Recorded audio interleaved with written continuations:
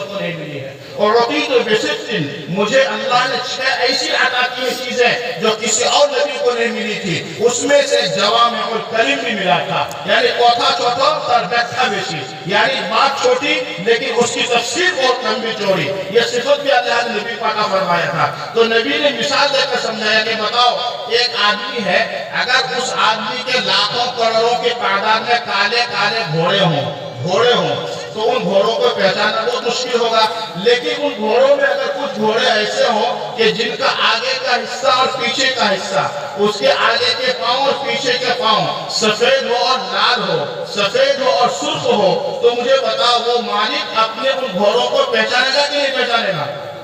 بولو بھائی، پہچان لیں گا کس کی برکت سے؟ رنگ کی برکت سے۔ حضور نے ارشاد فرمایا اے میرے دوستو سنو، میری امت کا وہ آدمی جو 5 وقت پابندی سے نماز پڑھتا تھا اور نماز کے ٹائم سخت ٹھنڈی کے باوجود بھی نماز سے پہلے ٹھیک سے وضو کرتا تھا اور وضو کے اعضاء کو مل کر دھوتا تھا، قیامت کے دن ان کے اعضاء سورج کی طرح چمکیں گے۔ میں اس علامت سے پہچان لوں گا کہ یہ میری امت کا آدمی ہے۔ حضرت مولانا یونس صاحب رحمۃ اللہ علیہ کو ہم وضو کراتے تھے، 3 سال حضرت کی خدمت میں رہنے کا موقع ملا۔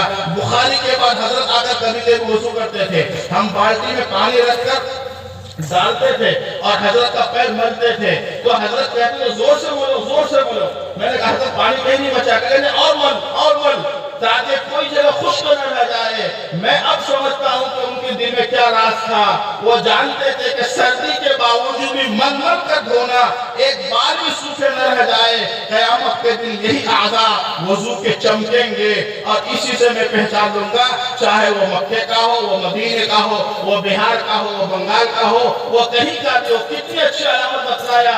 اگر یہ کہتے تھے کہ میں مدینے کے لوگوں کو پہچان لوں گا تو ہمارے لیے مشکل ہو جاتا، اگر کہتے کہ میں مکے کے لوگوں کو پہچان لوں گا تو مشکل ہو جاتا۔ کیسی اچھی علامت بتایا کہ جو نماز کا پابند ہوگا وہ وضو کرے گا اور وضو کے اعضاء اس کے قیامت کے دن چمکیں گے، اس سے میں پہچان لوں گا۔ مجھے بتائیے کہ میرے لیے اور آپ کے لیے کتنا مسئلہ آسان کر دیا۔